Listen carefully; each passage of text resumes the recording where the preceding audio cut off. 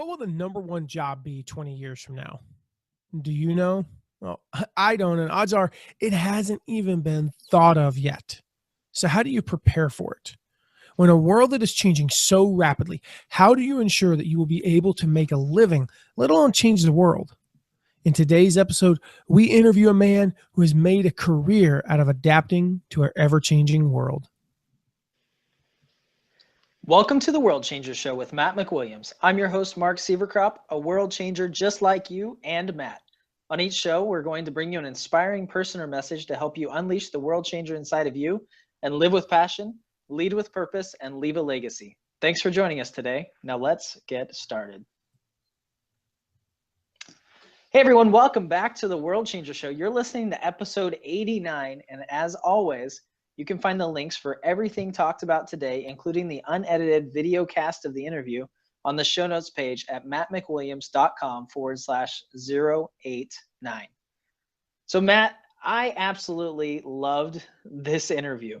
And I know that you told me that you did too. So let's just jump right in and we'll discuss our takeaways afterwards, as well as an opportunity for you, the listener, to win a free copy of the book that Mac discusses in this interview. How's that sound? Let's do it, Mark. All right. So today's guest is a dynamic entrepreneur and intrapreneur who is widely recognized as one of the world's leading experts of disruption and innovation. He launches billion-dollar businesses, transforms entire industries, revamps government institutions, and for over 3 decades, continues to be at the forefront of global trends.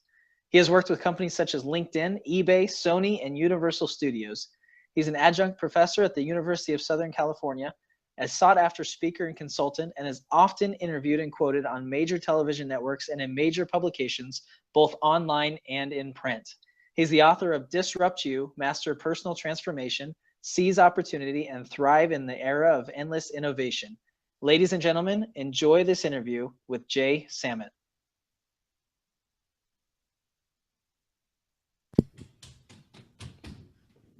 You could talk about that guy forever.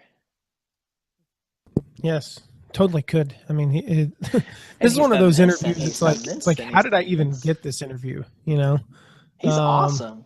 Yeah, you say that you talk about, you know, he's a dynamic entrepreneur, blah blah blah, billion-dollar businesses, Sony, eBay, Universal Studios, Southern Cal. It's like, oh, is that all? The Pope, the president, everybody else. Yeah.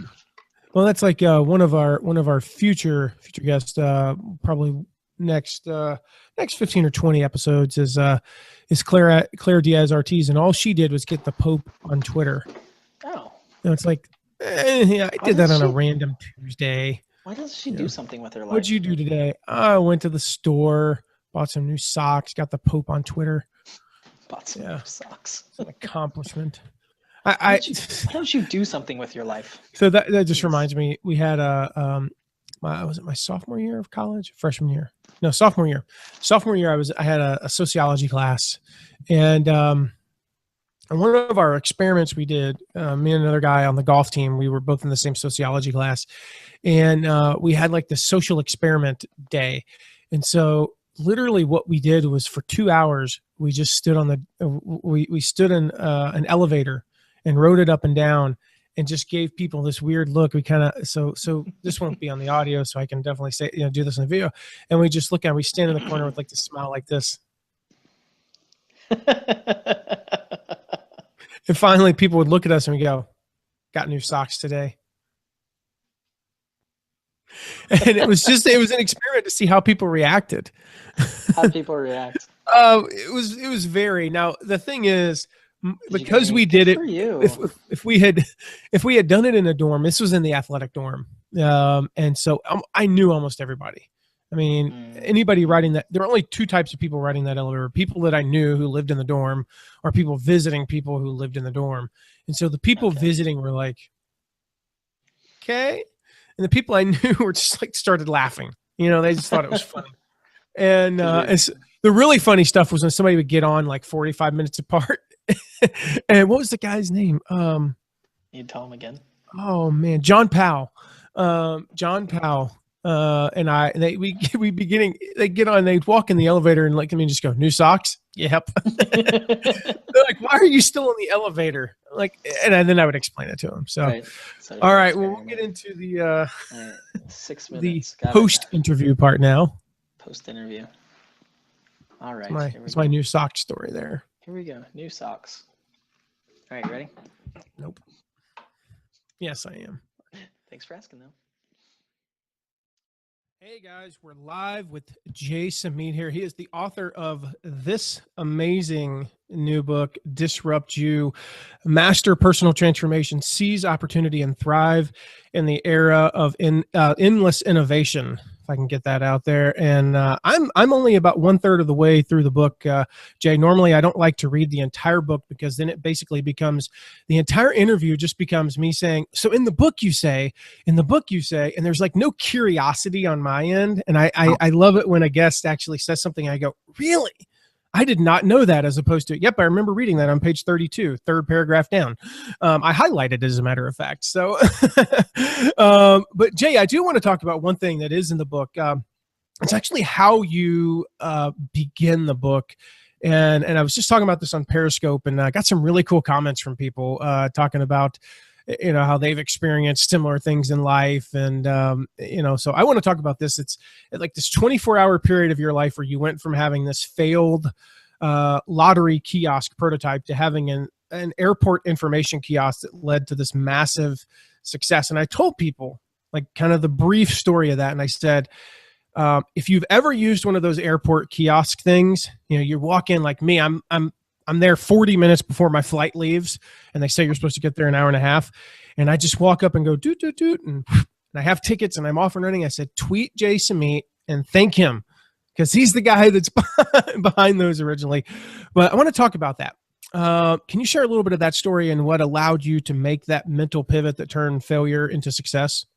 Sure. So Samit, me, I'm just like anybody else. I got out of school, followed all the right rules, got good grades, and there were basically no jobs. And so I started my own company. I literally took $1 and printed up business cards and said, nobody's going to hire somebody without experience, but if I work for this company and they never visit the mythical company, I can get a bunch of work. And so I was inventing different things and trying new things. And back then, the lottery was going out to different states, and the terminals that they had were little green screens with white letters, and you just type in, really boring. And I knew that if we made a player-activated terminal that was lights and talk to you and you could touch the screen and all this stuff, glory would be mine, we'd make millions, we'd change the world, etc. What I didn't know, and it's in the footnotes of the book, not in the chapter that you read, is that my competition was filmed by the FBI giving a $50,000 bribe of cash to the person who was deciding, state senator in California, who was deciding who would get the award. So even though their technology didn't work, it was apples and oranges, I was in victory. I left with my tail between my legs, dejected. Every dime that I had went into that. I was convinced that I had the answers. And you have a choice in life. Whether you think you can or you think you can't, you're right. So I could have sat there and said, life's over, let me go get a job. But I knew that I could. I knew that I was right. I knew that my technology, and at that point in history, I didn't know why we lost. I didn't know that it was stacked against us by bribery. And interesting, after that state senator gets convicted, they still don't throw out the award to the company that bribed. So I go through an airport, and I need the cheapest way to get back home. And there's nobody manning the information booths. There was no internet back then. There were no smartphones. There wasn't anything. And I'm like, wow, why not just have a kiosk that can solve all these problems, can speak every language, can tell people how to get a bus, a van, a hotel, whatever they want. You know, it was clear to me in that moment of a pivot. And when you go and you look at some of the most successful businesses, and I've raised hundreds of millions of dollars for startups. I've been involved in everything from eBay and LinkedIn and Facebook and all kinds of great companies. You see that there was a moment where the business changed from what they thought they were going to do to something else. And it's in that pivot that you discover the undiscovered. Yeah, I remember actually reading in the back of the book. That was one of the questions I wanted to ask you was, whatever happened to that company? But you answered that because they literally broke the law And Yes. yet they still got to keep And the contracts. I was kind of curious. today they are the largest maker of slot machines in casinos around the world. Wow. Which is very That's- similar because you have to get legislation changed and for indie casinos to be allowed to have slot machines. So they seem to be very adept at understanding how to work with politics. Huh. Wow. Interesting. So one of the things that you kind of touched on there was, this kind of, you said I could go get another job, and that actually is something that or I could go get a job, just a job. I could stop. I could kind of give up on my dream and just go work for somebody else. And that is something that you have done. I know you've worked with a lot of people in the music industry. But so the only real jobs I ever took were when major companies were at that inflection point where they had no future. And I became what's known as an intrapreneur. Yeah. Set up a new division and change the company. So the world's largest music company was EMI, and the head of EMI brought me in, and he was basically, this digital thing's going to change us. They were selling round things at physical brick and mortar stores. And I said, I'm not a music guy. He goes, I've got 11,000 music guys. What I don't have is a future. And so we tried everything. We sat down with Steve Jobs and the iTunes and Pandora and coming up with all this. But we were competing against massive piracy where nobody could figure out that you could make a dime because everybody was stealing billions of songs. And at the same moment that we can't sell a single song, this is about the turn of the century, about 99, 2000, guy came in with the idea of what if we sell 10 seconds of a song? What if we sell a ringtone? And the first year we did $1.6 billion in ringtones. Couldn't sell a single song, but you made an awful lot of money selling a piece of a song. So it really shows you that and this is what we talk about in Disrupt You. If you can really just look at every business differently and see where the value is unlocked and where you can capture it, we're now one click away on our smartphone from 6 billion consumers. You only have to be right for a nanosecond to become a billionaire. And that's why there's so many self-made billionaires in their 20s. It's that easy. Yeah, this is really the first era, really in the last 20 or 30 years where you can be a 20-something and be massively, just ridiculously wealthy. That just didn't exist 50 years ago. Well, you weren't connected to billions of people directly. Yeah. And the cost of launching a business is 95% cheaper than it was when I started my company. You had to have iron in the back room and figure out all the stuff and how all those things work. You don't even have to know anything about technology. So I've launched apps that are used by 100 million people in some of the most complex e-commerce stores and transform different industries. I've never written a single line of code because you only need two things to be successful. You need drive, okay, and you need to believe that you can. So if you're persistent, you can hire everything else. What you can't hire is the vision. What you can't hire is the drive. So before we get kind of back into the book, one of the things that you mentioned was this term intrapreneur. Yes. And you talk about in the book how you were actually really hired to be an entrepreneur. In other words, you had permission to be an entrepreneur in these companies. Oh, yes. Wait, maybe not.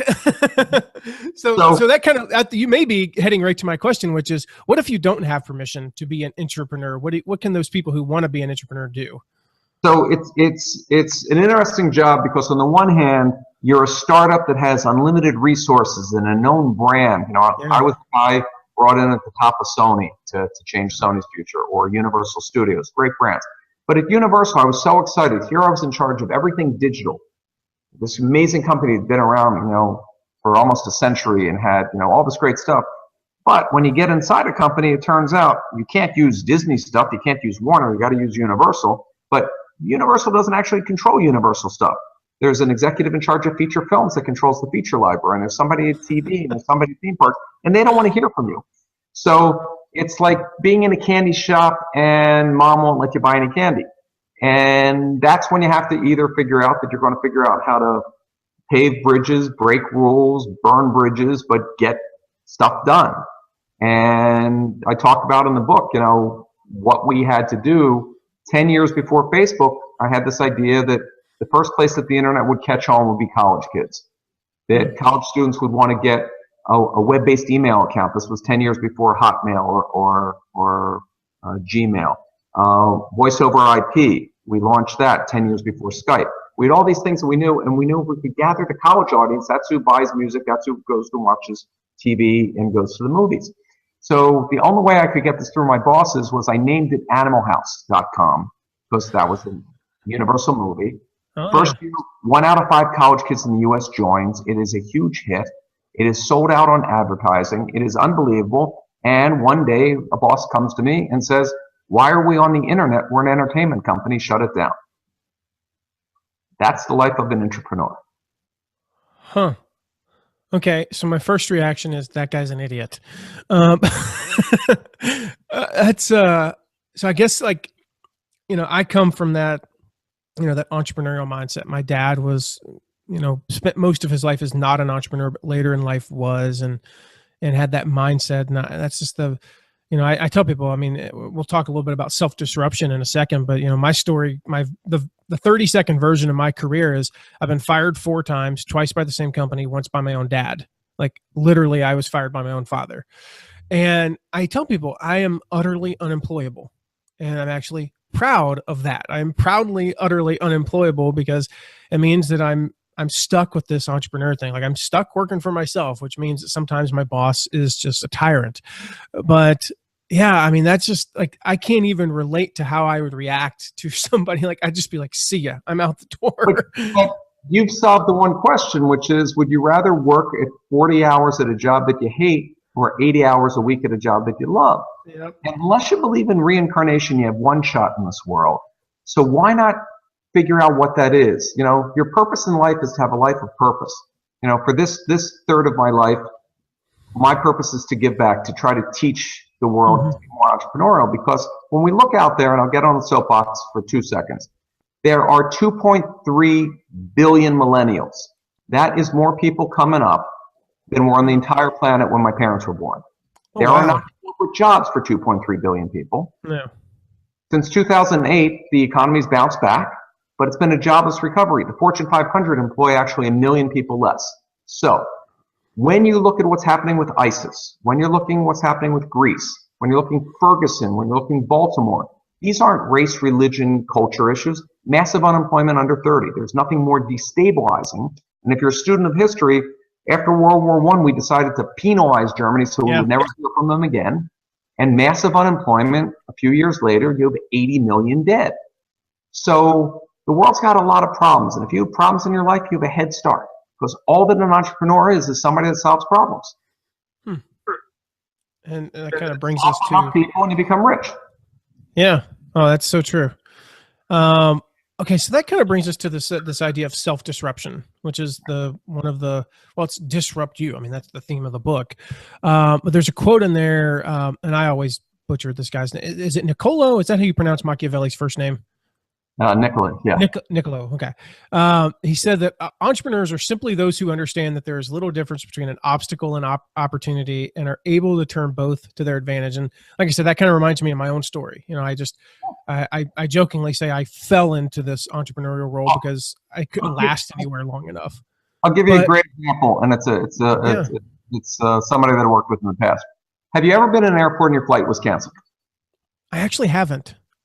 Okay. I've had massive delays, but never canceled more than like 3 hours. Yeah. Okay. And you just sat there and took it. Exactly. What am I going to do? This guy and his girlfriend were stuck in Puerto Rico, and they can't get to the Virgin Islands, and they look around and see other people are stuck. He does the math in his head, figures out, goes, charters a plane, holds up a sign, Virgin Airlines, and that's how a guy from the music industry, Richard Branson, launches an airline. It is that easy. Yeah. He and his girlfriend flew for free. Oh, I love that. $1 billion airline today. Yeah, I love that. I'm actually getting ready to interview a good friend of mine. Just spent some time spent a week with Richard on Necker Island. Yeah. So tell me, I mean, you say that one of the keys to this is this idea of self-disruption. Right. How would you describe, in your words, like, what is self-disruption? So everybody wants to change the world, yet nobody wants to change themselves. So the first thing you have to do is, why are you not successful yet? Okay? Doesn't matter whether you're 8 or 80. You've been told a whole bunch of things about yourself, and you believe a whole bunch of things about yourself that aren't true. You're bad at math, you're not a leader, you can't read, you'll never do this, whatever it is. We've been told this by loved ones, by teachers, whatever. You've taken a Myers-Briggs test that told you this is your personality type, as if it was carved in stone and branded into your behind. Yeah. And what we talk about is all that is complete malarkey, and you can change and adapt, and you can actually rewire the physiology of your brain, and they can show it on MRIs, and we briefly talk about that in the book, so that you can be as limitless as the universe. Once you realize that there's nothing stopping you, once the blinders are off, once you unplug from the matrix, it is very easy then to look at any institution as also malleable. So the Fortune 500 are not always going to be ruling the world. In fact, the original Fortune 500, only 57 are still on the list. Wow, only 57. So everybody that said, oh, I went for the big safe thing, I got the job with the big company. There's no guarantee that company's going to be there to give you the watch at your end of your career. So you've given up your life because you believe you have security. And so people say security robs ambition, when in fact it's the illusion of security that robs ambition. I wonder if you know this statistic. I'm just curious. You know how many of the original S&P 500 are still on there by chance? Don't have that on top of my head. Yeah, I'll be interested to look that up. Maybe it's 100 or so. I have no idea. But yeah, I mean, that's like, I tell people all the time when they talk about, well, I can't be an entrepreneur because I need to have job security. And I just say, I have one word for you, Enron. Because that was a flash in the pan. How about Kodak? They were around for 100 years. How about EMI was around for 100 years? How about Lehman Brothers, 150 years? There is no guarantee. The one guarantee that I can tell everybody listening is that whether by choice or circumstance, your career will be disrupted. Okay? And the same for government work.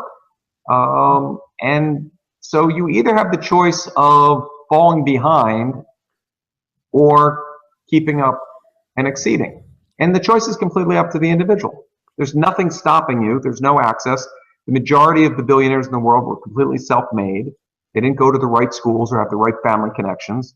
And you're now seeing advantages of people from small towns and small countries that are overpowering the rest of the world because the costs are even less. Yeah. So the reality is, like you said, our career is going to be disrupted. So how do we gain a little bit of control over our, I guess you call it professional destiny? I know you talk about this idea of building a brand of one, but how do we take control of our professional destiny using this idea of disruption? A real simple sentence that is Samit's axiom. This is my go-to. Be the best at what you do or the only one doing it. Because if you're the only one doing it, by definition, you're the best. So when people go back and look at my career of all these new things, the first video on a computer, the first internet auction, all these firsts, maybe somebody else could have done those things better, but I was the guy doing it. And I was the only guy doing it, which brought me all this opportunity by being the expert and being the first. So when we look down the road the next 5 years, the Internet of Things is going to be giant. Wearables, like what you have on your wrist, is going to explode into 1,000 directions. 3D printing, autonomous vehicles, etc. We got matching ones. We're engaged. Nice. Who is the biggest expert right now in the field of Internet of Things? There isn't one. What is the leading trade show for that? What is the leading blog for that? Who is leading the Internet of Things for hotels? Who's leading the Internet of Things for pets? So there's a million opportunities where you can suddenly rise above 6 billion people and own a market. And that's about brand building. I'm amazed that everybody got on LinkedIn, and I was lucky to work with Reed at the beginning. And Reed was nice enough to write the introduction to Disrupt You, and he's a very successful billionaire who's launched more successful businesses than most people realize. But when I ask people, how did you choose the words that make up your LinkedIn bio, your resume? That is your first calling card to the world. All right? Yep. I just wrote some sentences, There's words that HR departments have OCR software that they're looking for, right? If you don't know and use the same SEO on your own brand of personality as you put yourself out there, how do you expect to stand out from the crowd? How do you expect to succeed? Wow, man, you've got my mind racing right now. Yeah, what is it? Be the best in the world, be the best at what you do, or be the only one doing it. And that is actually, Jay, that's I'll get a little personal here. That is I wouldn't call it a career crisis, but a career crossroads for me with our business is, we're at this point, we've blown past six figures. We're really, believe certainly in the next few months we could hit the point where we're doing seven figures a year. And we're at this crossroads where it's like, okay, how do we want to define ourselves? Like, what do we want to be? And it's not one of those like existential crises where I'm saying, what do I want to be when I grow up? It's more of like how niche-y do we want to get at what we're doing, I guess. And I think you just answered that question for us. And let me take it one step further. Thank you. Do you know where you want to be in 5 years? That's one of those like hard questions, and the answer is no. Then how do you expect to get there? Exactly. So you don't need to know all the steps. In building a disruptor's map, you really work from the goal and work backwards. The difference between a dream and a goal is a deadline. Yep. So Jim Carrey was a stand-up comic, wasn't making a dime, came out to Hollywood like everybody with a dream, starving to death, living in a car, homeless. And when he was at his lowest, he sat there and wrote himself a check for $10 million and put a date. That. Mm-hmm. And 2 months before that expiration date, 2 months before that goal, he got a $10 million check for Dumb and Dumber. So you could say, oh, that's a Cosmo, that's this. Here's what it really is. There's two things that you have to do. Have you ever bumped into anybody in a bad, funky mood that had a great idea? No. By definition, if you're depressed, if you're down or whatever. So effectuation, the ability to exude positivity, isn't some new age Zen, sit in the lotus position. If you wake up every day and say these two things, today can be better than yesterday, and I have the power to make it so. If you just start seeing the world as opportunities and not obstacles, as Machiavelli pointed out hundreds of years ago, you'll suddenly see things happen. And I'll give you a great example. Guy that I worked with, Midwest farmer, grew up dirt poor, didn't even have plumbing in the house that he was born in. He noticed that people's dogs weren't tied up in the yard anymore. They were living in their house. He said, you know what? I bet you people would feed a family member better than a barnyard animal. He knew nothing about pets, nothing about nutrition, but he invented the category, be the best at what you can, or the only one doing, of premium dog food. And the big boys laughed at him because the wholesale price of this quality product, the wholesale price was higher than the retail of the big guys. And they laughed until he sold his company for over $2 billion. Oh my. He was the only owner. There were no investors. There was no debt. There was no anything. All cash. The largest acquisition Procter & Gamble ever made. One insight. Dogs weren't tied up in the backyard. So here's a challenge for your listeners. I will show you how to have more deal flow of billion-dollar ideas than any venture capital firm in Silicon Valley. I guarantee it. Do the following for the next 30 days. Every day, write down 3 problems in your life. The more problems you have, the better. In the beginning of the month, it's easy. Oh, I was late to work. There was traffic. Ooh, traffic's a problem. As you start getting through the month, things that you didn't think of as problems, you're really going to have to look through everything. And I'll give you my favorite example this week. Because a guy walked up to me and I love this product. Oh, I forgot to take my medicine at lunch. That's a problem. Did I or didn't I? I don't remember. How many people go through that? The phone rings and I take the pill before or after dinner. So you know those little Happy Meal watches that cost like a dime to make, those little digital watches? Yeah. Put one of those in the lid of a pill bottle, and patented this. Every time you close the bottle, it sets the countdown clock. So you pick up the bottle and says, wow, it's been 4 minutes since you opened it. Oh yeah, I did take it right before I got on to do this with Matt. Or it goes, oh, it's been 12 hours. Oh, I forgot to take my medicine. The biggest problem with pharmaceuticals, according to every doctor and the industry, is the efficacy because people don't take them when they're supposed to. Yep. Missed doses and overdoses, yeah. So he just solved this problem with 10 cents of ingenuity that will change every medicine bottle that everybody gets from here on out. Now, is that a problem that affects 5 people? 5 million people? A billion people? Yeah. A billion people taking 10 prescriptions? That one idea is $1 billion insight. Wow. It's that easy. It is. That reminds me of one of my favorite themes in the book, or one of just overall themes, is that capitalizing on new trends isn't necessarily about who has the best technology or the biggest budgets. It's the, you talk about this guy when the PC boom was happening, and yeah, he got, I mean, he was, what was he, a deca millionaire, 100 millionaire by selling dust covers. I mean, we're talking dust covers.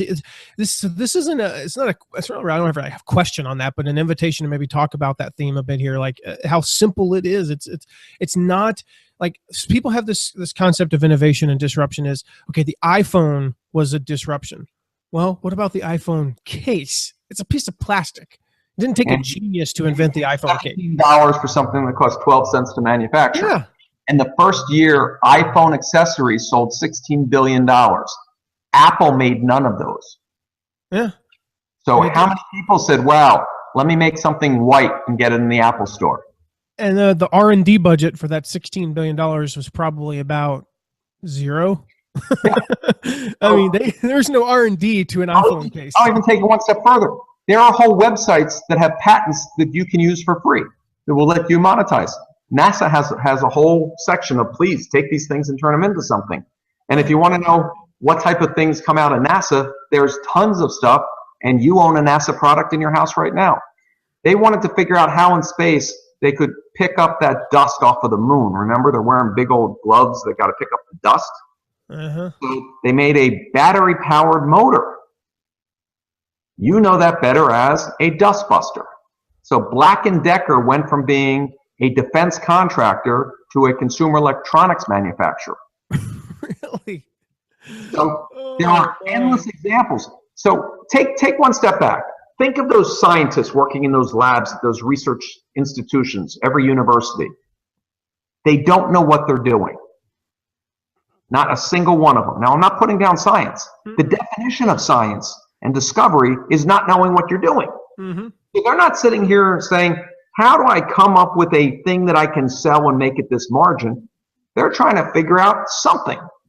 And when they figure out that something, they don't tend to have the desire to go and figure out how to build a business and how to do it. You can go to virtually any university and do a deal with them for any of their patents and turn them into businesses. It's called technology transfer. So you don't have to invent something. You don't have to be the technologist. There's other people that make things and put them up on the internet that are just thrilled for them to get out there that you can monetize for free. And there's endless capital. You know, crowdfunding now is larger than venture capital. And venture capital doubled over the past year. It's over 40 billion going out. These are people that don't know more about business than you do. They want to write their check. Their job is to hand you money. Their job would be so much easier if the next person that walked in took the money so they'd have to take less meetings. You're standing in the way of getting the money because you're saying the wrong things when you get in the room. So it's really about understanding. Raising money is the only time in your life where you take a test where you get to write the questions. So going back to this idea, every day for 30 days. So I'm gonna do a UD. I'm gonna issue a challenger to the listeners and viewers.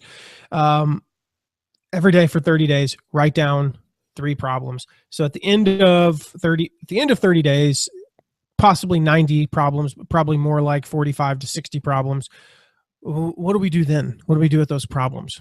So to make it even easier for listeners, I will give them the following as a gift for free. I have a 40-page workbook that goes as a companion to the book.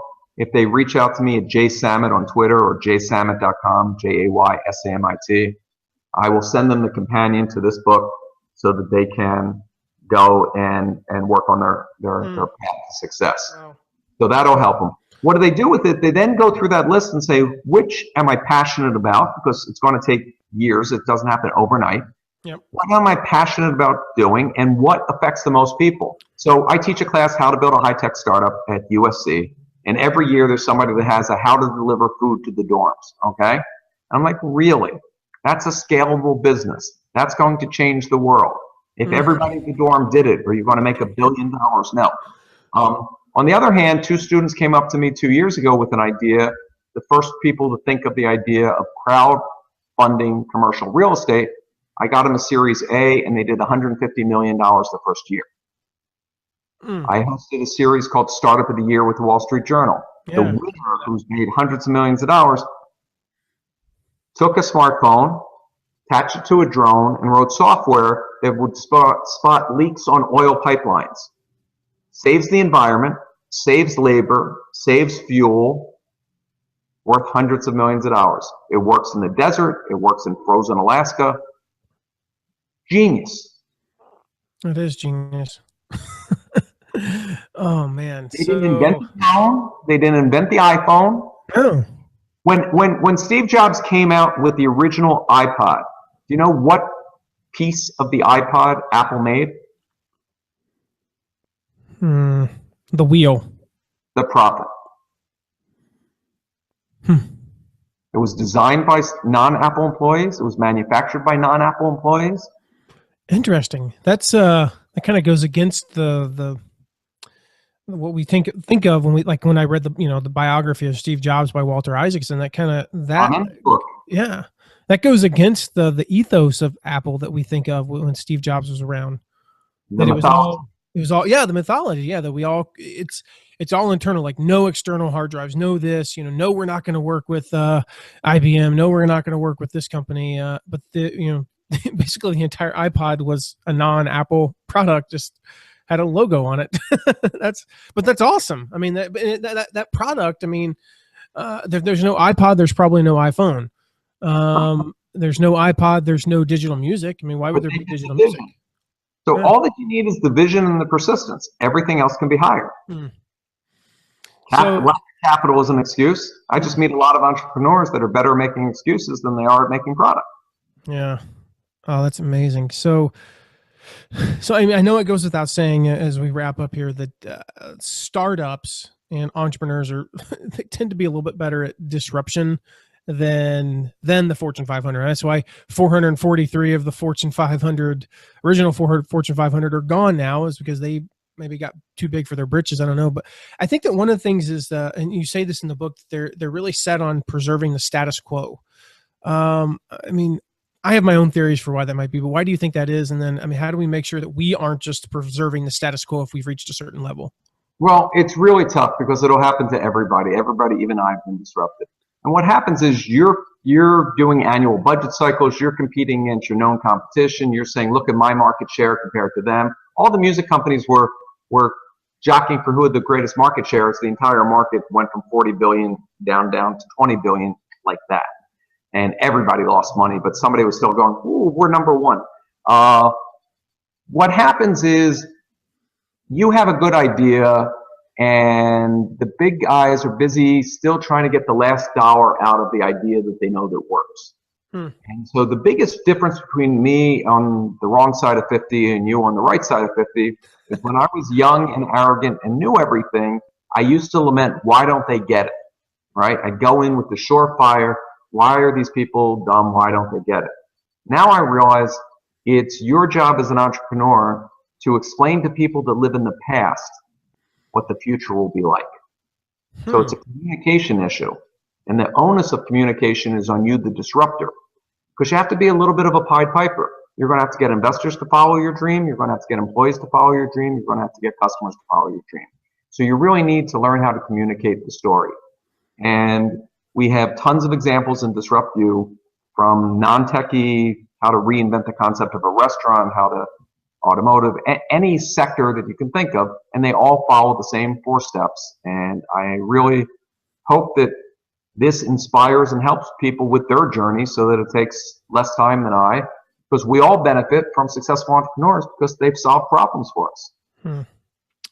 So I know you're a guy that, I mean, I can tell just from talking to you, you're a big thinker. You got big dreams, big goals, big ideas. What's your big dream for this book? Like, how do you want to connect with people reading it and implementing the ideas in your book?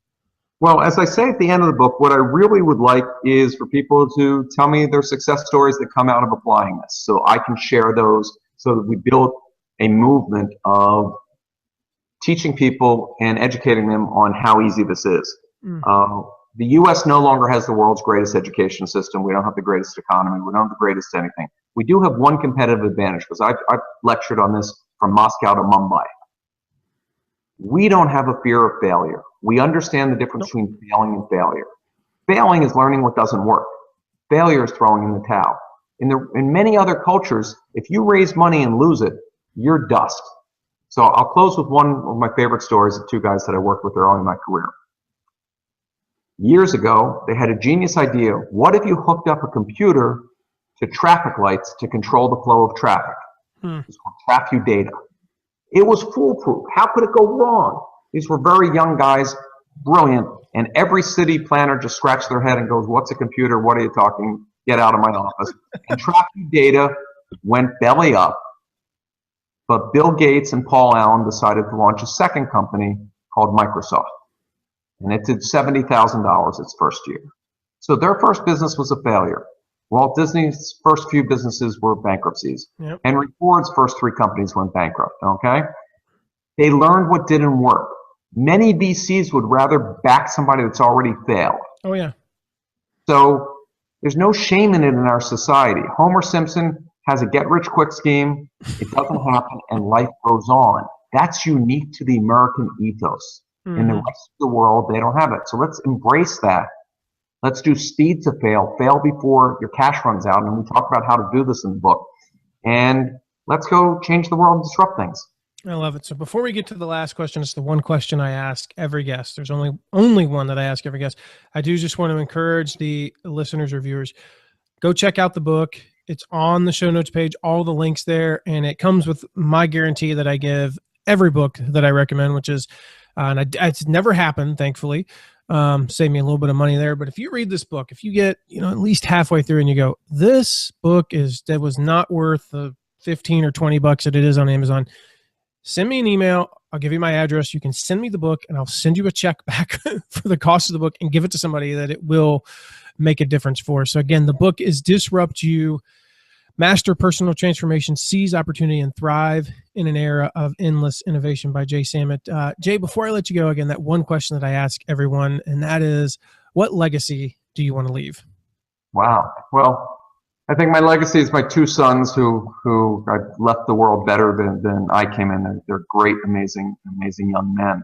But what I'm really trying to do is trying to change this agrarian educational system and this agrarian approach to how we teach people, where we take all these formative years, 20 years of people's lives, and we haven't prepared them for a world that isn't about being a cog in a wheel. It isn't about being that good employee that sits there behind their desk taking orders. It's really about looking at the world and saying, how can I make the world better? And by the way, this isn't some love and peace skipping, hippie thing.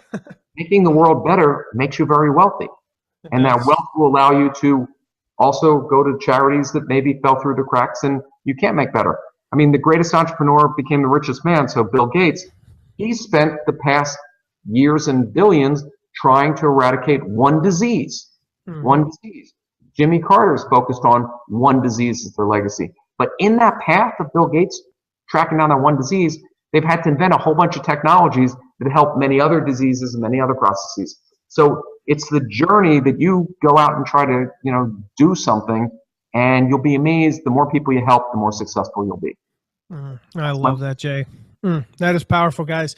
Listen, he's an innovator, he's a disruptor, and he's challenging all of us to change the way that we approach our ideas, our challenges, and our lives. Jay Samit, you are a world changer. Thanks so much for being on the show. Thanks for having me. Wow. That interview, unbelievable. Matt, from the moment that I started looking through this book as we were preparing for this interview, all the way to when I watched the interview after you had done it, I couldn't help but just get excited with what Jay was saying and about the future and about the opportunities that are ahead of us. So I wanted to start by talking about one of my favorite quotes from the interview, and I know it was one of yours too. Jay says, "Be the best at what you do or the only one doing it." when Yeah. I read that in the book, I read it before the interview. As I was flipping through, I saw it. It pops out. And I immediately loved it. And I thought of you and what we're doing with our business. So when Jay said that in the interview, and it was the first time you heard it, I'm curious, what were your initial thoughts about the quote, and how can the audience apply it in their lives? Well, I've probably quoted Jay with that 10 or 15 times in the past week, in talking to prospective clients for our business. So it might help maybe to explain what we do with our business, because I know that, Mark, we've talked internally as a team about shifting a little bit of the focus, of our platform, from McWilliams.com and this podcast, to possibly talking more about this. But what we do as a business is we take, clients, and I'll give some examples. Jeff Goins, Lewis Howes. I'm totally name dropping here. Jeff Goins, Lewis Howes, Ray Edwards, Nick Stevenson, Chandler Bolt. Many of those guys are past guests, actually, and we help them run their affiliate programs, their product launches, various aspects of that, their book launches, as was the case with Jeff, as was the case will be the case with Lewis Howes. And we run their launches for them, and we run their affiliate programs. And the truth is, there are people who sort of do what we do in the world. There are people who have more of a retail focus, and there are people who do what we do, but they do it for one client. So they're an employee or a full-time contractor for one, like Ramit Sethi has an affiliate manager. Onyx Singhal has an affiliate manager. I know Stu McLaren does Michael Hyatt's stuff, but he works just for Michael. But there's really not that many people, if really, there's a couple other people who sort of do what we do, but we have made the commitment to saying, you know what, we're going to be the best in the world at what we do, and here's how we're going to do that, and here are the things that we'll do that will make us stand out. And we have an unspoken agreement and an unspoken mantra or ethos, so to speak, that we probably should make written and spoken, which is to say, is what I'm doing contributing to making us the best in the world at what we do? Is that going to make us the best in the world? Is it a distraction, or is it going to make us the best in the world? Is that level of effort making us the best in the world? Is that response to an affiliate or a client indicative of the fact that we are the best in the world? Does that represent us as the best in the world? And I'm reminded of, Herb Kelleher, the founder and CEO of Southwest Airlines, when he said their mission as an airline was to democratize the skies. Prior to Southwest Airline, really the only people who flew were like upper middle class and above. You didn't, a family of four making, $50,000 a year couldn't save up for 3 years and fly to Disney World or fly to see their parents. It just was never going to happen. It was too expensive. It was too prohibitive. And they democratized the skies. And he said, we're going to be the low-cost airline. And when his team came to him and said, well, everybody else is offering a meal, we should offer a meal, he said, will that make us the lowest cost airline? Well, no, then we're not doing it. Well, what if we did that? Will it make us the lowest cost airline? No. Well, will it make us the lowest cost airline? And so it's that mantra, you really only have, if you're going to stand out, if you're going to be ultra successful in this world, you either need to be the best at what you do or the only one doing it. And so when Apple created the smartphone, the iPhone, they were the only one in the world doing it. Mm-hmm. Well, then Samsung came along. I just read an article about Samsung in Fortune magazine, and that's what Samsung does, is they enter markets that already exist, and they just try to do it better. They don't invent anything. Samsung didn't invent the TV, but I think most of the top rated, like Consumer Reports, like 4 of the top 10 rated TVs are Samsungs. Mm-hmm. The Samsung Galaxy arguably is better than the iPhone. Now, of course, they kind of leapfrog each other. The iPhone, Apple comes out with a new one and it's better, and then 6 months later, Samsung, guess what? They come out with one that's better. Right.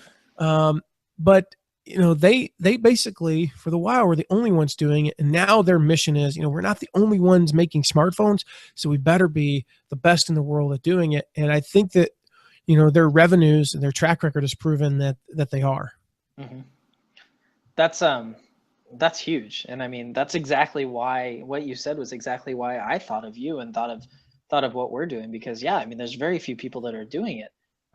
which for now makes it really easy to be the best in the world. However, you better have that determination of continuing to get better, because somebody's going to jump in like you said, Samsung does. Yeah. So with that, I mean, what was the number one thing that you took away? And you talked about this a little bit, but maybe there's something else you thought of that you're going to be applying personally, with your business and personally in your life. I mean, it's just what we talked about, but I think the number one thing, because I know you're not going to let me off easy, is, is to codify that. This is something that it's funny because, for those listening, Mark works with me, and so you think that these are the type of things I would talk about with him before I announce them, to the world. But, that's something we need to put in writing. We need to put, we need to make a part of our, like I said, of our ethos, of who we are as a company. And, it's like I have on my whiteboard, I look up there that it says, get my own stats. And what that is a line from Eric Thomas, who talks about, quite frankly, he's talking about hard work. E.T. the hip hop preacher, etinspires.com, if you want to go check him out. And he talks about how, he said, LeBron stats, Tom Brady stats, so-and-so stats, but you don't even have your own stats. I think he says, you ain't got your own stats. Like, you don't even have stats, but other people's stats. And to me, that was, part of my mission right now is to get my own stats. And, I don't think, it's not like you're going to put, like top affiliate managers and have trading cards for us. That's not what I expect. And I'm going to have he's led 7 launches, 5 New York Times bestsellers. That's not what I'm talking about. But being in a position where I have my own reputation before I necessarily care about what's going on in the world outside of me. And again, it's not a selfish thing. It's to say, I got to work on myself first. I got to get my own stats before I can care about what's going on in the world around me. Right.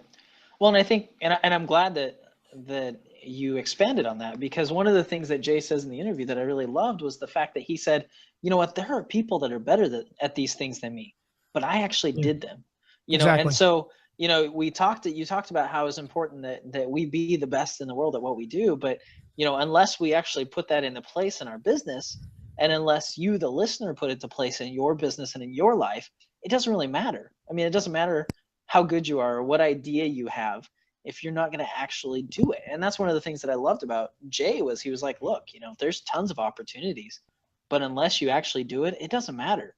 I mean, I remember I had a teacher in high school that joked around, and he's like, dude, if I would have known that bottled water was a big deal 10 years ago, it's like everybody has these ideas, and it's funny because everybody's like, oh, somebody should do something about that. But nobody actually does it. And if you did, you might be a millionaire right now. I mean, if you would have taken that opportunity, those things could have happened already. Well, exactly. And I mean, it goes back to something we've talked about plenty of times, that entrepreneurial mindset, and how, when we were kids, we had that. And I said this before, but, it's that mindset that says when I was a kid and like I saw a problem in the world, I thought that I was the solution. I was the one who could fix it. And over time, and I don't know if it's a singular event in our lives that shapes us, or if it evolves. And for some of us, maybe we make this shift when we're 20. Some of us make this shift when we're 30.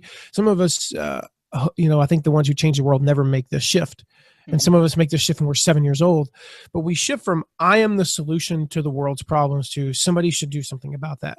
When is somebody going to do about that? One of the just things that drives me absolutely insane is, when is management going to blank? What does management have to do with your job? Right. Did you ask them to do it? No. Okay. Well, did you ask them to do it? Well, yes. And they didn't do it. Okay. Now what are you going to do about it? It's not when is management, like you're waiting on management. I mean, like what is wrong with you that you're waiting on management to do something? You'll do it yourself. Yeah. And, go back and listen to, it's like episode 2, maybe 2 or 3 or 4, with John Miller from QBQ. all about personal accountability. Go back and listen to that and tell me if when is management going to do something about it is an appropriate question. And so somehow we shift from that I'm the solution to, well, when's somebody going to do something about it? And, I get that there are times in life when there is a pothole in the road just up the road from us, there was this pothole that was there for 6 months. And I kept asking, like, when is somebody going to do something about it? And I went, wait a minute. Have I even called the Department of Transportation yet? Right. Does anybody even know about it? I mean, or maybe like, you know what? Odds are somebody has. But, there's that old thing, like the thing they showed when, what was it, the murder that happened in New York City or something. And like 72 people were witnesses and not a single one of them called because they just assumed somebody else would. Right. But what if what if 5 people have called, and maybe the threshold is that if 10 people call about it, I don't know how the Department of Transportation works, that if 10 people call about it, they'll come out like that day and fix it. Well, then I'm calling 5 times. I'll get 5 different Google Voice numbers and call up the Department of Transportation. I don't know how that works. Right. But I've got to believe that the more people who call, the more likely it is that pothole will be fixed sooner. So I could sit here and complain every time I have to drive around it or I drive through it. I'm cursing the Department of Transportation, or I could do what I can about it, which is to look up the Indiana Department of Transportation and say, there's a pothole on my road. Will you please come fix it? Mm-hmm. I've done what I can. And then, and at that point, I have taken the action that I need to take. Right. Well, and it makes me think of, our friend Scott Barlow. He tells a story about how he had a boss that came in sometime and said, you got to go out and you got to happen to something, and that's what we're talking about. You can't just sit there and expect things to happen. But, getting back to the interview, Matt, there was one question that I had hoped that you were going to ask Jay, and you didn't get to it. I mean, which is totally fine. That he had so many awesome answers that we just couldn't ask him everything we wanted to. If we could get him to sit down for 5 hours, that'd be fantastic. But so I'm going to ask it of you, and I want your answer in lieu of Jay's. So when you think of disruptors, who do you think of? Who's the person that you think of? I mean, it's such a cliche answer, but Steve Jobs. I mean, he's the first person that comes to mind. But when I think of, I don't know. I've read Steve Jobs' biography by Walter Isaacson, and I think some people are like, I feel like I know Steve Jobs because I read a biography, and that's not really true. But when I think of, kind of like a very personal example, when I think of a disruptor in my life, I think of the golf world. I grew up playing golf. I mean, Tiger Woods was a disruptor.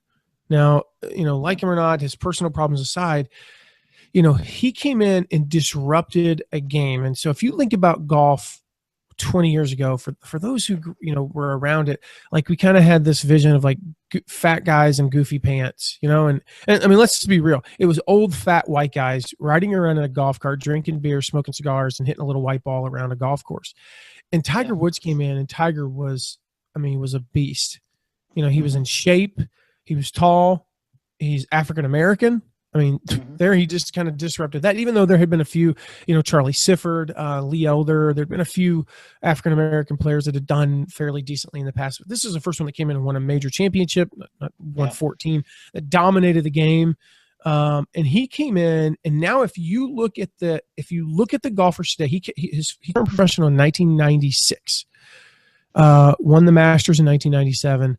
If you look at the game 18 years later and you look at the top 10 players in the world, they're all young. There's, Jason Day is of like Aboriginal descent from Australia. They're all young. They're in shape. They're working out 5 or 6, 7 days a week. They hit the ball 300 plus yards, which, like 2 people prior to Tiger Woods hit the ball more than 300 yards. And they're machines. They're starting younger. And they're winning younger, Jordan Spieth, all these guys that, you see on the sports news these days. He completely disrupted the game.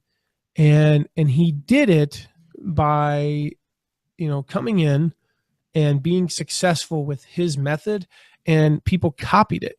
What the top players are doing today, they are copying what Tiger Woods was doing 20 years ago.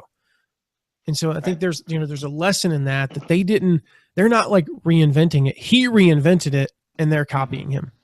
No, No, I think that's a great example. The first one that I thought of was Steve Jobs too. But I think if you sat down and listened and thought for a while, I bet you could pick out any industry and you could find somebody that had completely revolutionized it, maybe but based on one tiny little tweak. And I think that's one thing that I got from Jay is it's not necessarily a wholesale transformation of an industry. I mean, it could be something tiny that causes this disruption and completely changes the way everyone looks at everything. I mean, quite frankly, I think, what we're doing is doing that to an extent because, the comments we hear from people about, wow, this is really cool. And we've never seen anybody do this. It's the same thing. I mean, you adjust something a little bit and then all of a sudden everybody looks at it and says, wow, this is amazing. And I think we see that all the time in, I guess you'd say the online world where you watch these people and you see one person do one thing. Maybe it's with their email list or maybe it's with something else, but then everybody's like, oh, I should try that. And they change something. Yep. And then because of that change, then somebody else changes something else. And then somebody else changes something else. And all of a sudden somebody's doing something completely different. I mean, you could point to, I think in the podcasting world, you could say John Lee Dumas is a disruptor. I mean, the guy, there's how many people that copy his format almost verbatim because of what he did. And I think the other thing that Jay points out a little bit, but I think it's important to notice too, is that you can copy, but you better put your own spin on it, because if you don't, it doesn't work. And I mean, that's, everything Jay talked about really lines up with that, about the fact that, you look for the problems that you can solve and you look for the opportunities you have, and you can take cues from everyone else, but it has to be something that matters to you and is important to you. Well, I think one of the best forms of innovation is combination. What's the iPhone? It's a computer plus a phone. Well, both of those things existed. Right. I mean, both of them had existed for quite some time before the iPhone came along. Yeah. But when you combine them, you end up with this phenomenal product that completely disrupts the world and changes everything and changes the way that we function as a society. Well, all they did was combine two things that already existed. It's the same thing. Peanut butter and jelly. Both of them existed. When somebody put them together, it's like, man, it's a staple of the American childhood diet, and yet they're two things. Nobody at least at that time, invented either peanut butter or jelly. Right. They existed independently, but whoever invented the peanut butter and jelly sandwich is a genius, right? Yeah. All they do is just put two things that existed together. So, yeah. So is there, as we wrap up here, is there anything else that stuck out to you from this interview when you were talking to Jay that you'd like to touch on? Well, I think one of the overarching messages is it's I don't want to mislead people and say it's easy to be a disruptor. It's not easy to be a disruptor. It's not easy to be Apple. It's not easy to be Steve Jobs. It's not easy to be Tiger Woods, but it doesn't require something special of you. When you look at, go back to the Tiger Woods example, there was a time when he was first dominating the golf world, and people said, well, he's just genetically gifted. Yeah, he's genetically gifted. He's 6 feet 2 inches. So am I, well, he's just, he's kind of lean and lanky. And well, there are a lot of lean and lanky guys that don't do what he did. And like, I'm genetically gifted in the sense that I'm 6 feet 2 and I am naturally very strong. When I play golf, I haven't played golf in a very long time, but when I do go out, once every year or so, I hit the ball 300, for those of you who play golf, you'll understand this. I hit the ball 330 to 350 yards off the tee. I hit the ball a very long way. That's genetics. But so I want to be clear that it's not easy. And yes, you have to have certain gifts. If you're a right-brained person, you're probably not going to be gifted at being an accountant.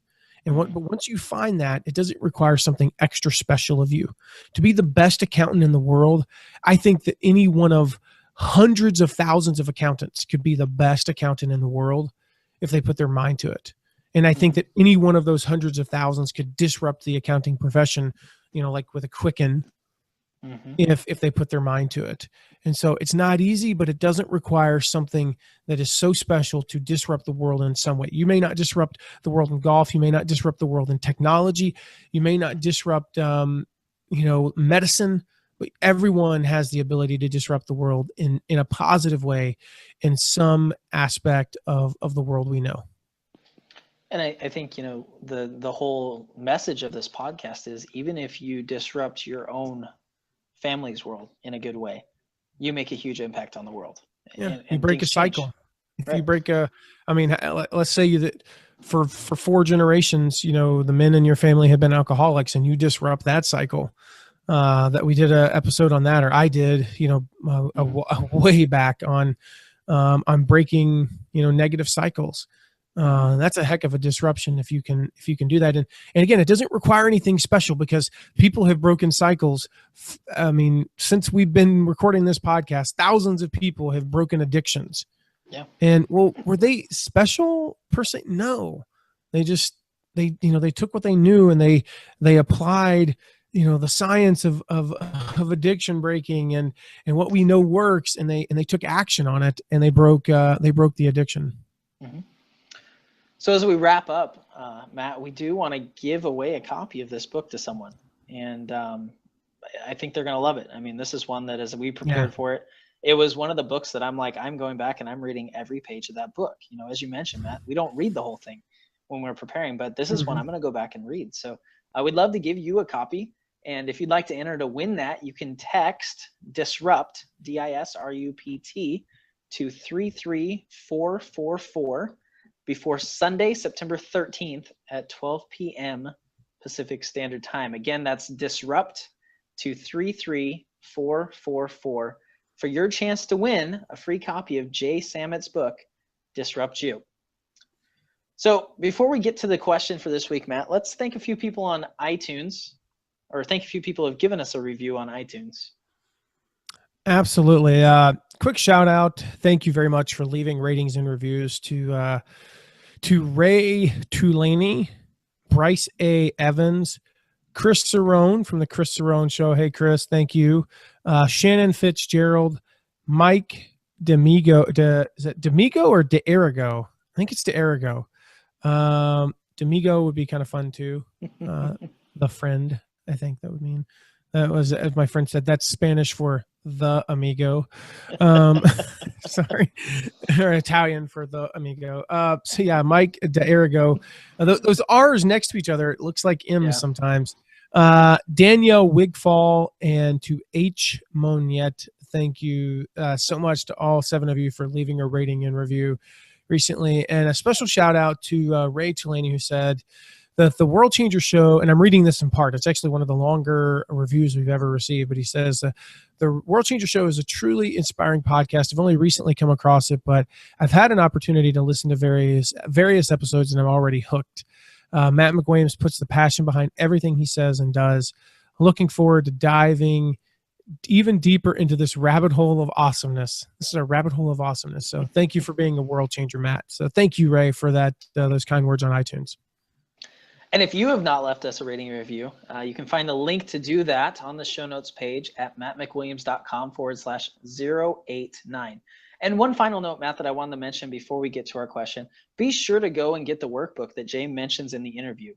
You can tweet him at jaysamit, JAYSAMIT, or visit his website, jaysamit.com, to get your free copy of the workbook. It's awesome. I got it, and it goes through chapter by chapter and asks questions to help you apply what the book's talking about, which allows you to take action like we were just talking about. So go ahead and take a look at that and get that from him.